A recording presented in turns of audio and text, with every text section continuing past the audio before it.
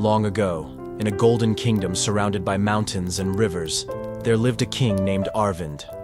He was a man of great power, wealth, and influence.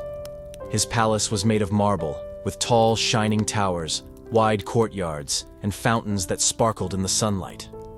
He had soldiers to protect him, servants to obey him, and advisors to guide him. To the outside world, King Arvind seemed to have everything a man could ever want. But deep in his heart, the king carried a secret struggle. When he was happy, he would celebrate too much, so much that he often forgot his duties. In his moments of joy, he became careless, believing that good times would last forever. But when sadness came, when wars were lost, when loved ones passed away, when crops failed, he sank into deep despair, unable to lead, unable to smile, unable to find hope. One evening, the king walked alone in his royal garden, feeling lost. He looked at the flowers and the fountains but felt no peace. He whispered to himself, "Why is my heart never steady? In joy I fly too high.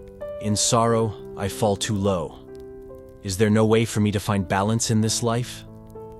The next morning, King Arvind called his council of wise men. These were old scholars, philosophers, and saints who had spent their lives studying the truths of life. The king stood before them and said, "I want you to give me something that will help me in every situation. When I am sad, it should give me courage. When I am happy, it should remind me to stay humble. It must work in both moments, sorrow and joy." The wise men looked at each other in silence. What the king asked for was not gold, not jewels, not land, but something greater, something that touched the very heart of life. Finally, the oldest sage, with a long silver beard and eyes filled with compassion, stepped forward. "My king," he said softly, "we will give you what you seek, but it will take time.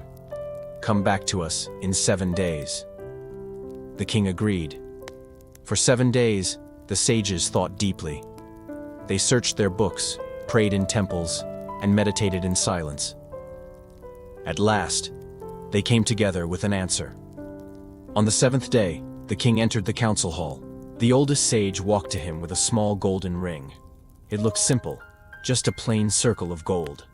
But inside the ring, carefully engraved in tiny letters, were 4 words. The sage placed the ring in the king's hand and said, "Wear this always. In your darkest hour, read the words inside. In your brightest moment, read them again. This ring will remind you of life's greatest truth." The king turned the ring and read the words, "This too shall pass." At first, he did not fully understand, but he trusted the wisdom of the sages and wore the ring on his finger every day. Time passed. One year, the kingdom was attacked by a powerful enemy. Battles were fought, but the king's army was pushed back. His generals lost hope. The people were afraid.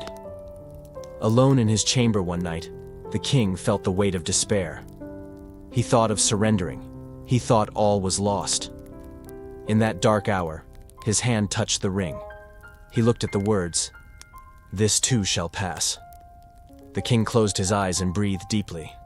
Yes, he thought, even this suffering, even this fear, even this defeat, it will not last forever. A new dawn will come. Strength returned to his heart.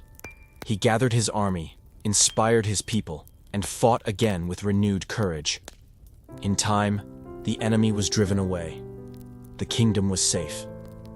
Months later, there was a great festival in the city. The people danced, sang songs, and cheered for the king.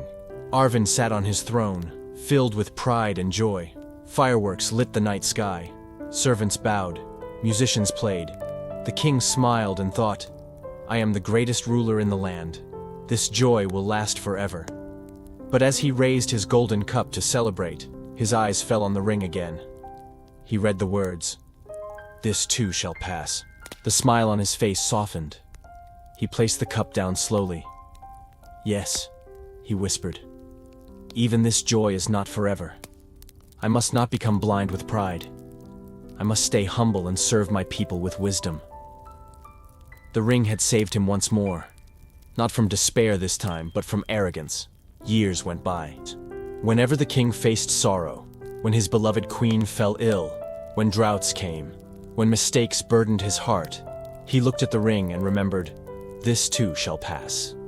Whenever he faced joy, when harvests were plentiful, when victories were celebrated, when music and laughter filled the palace, he looked at the ring again and reminded himself, "This too shall pass."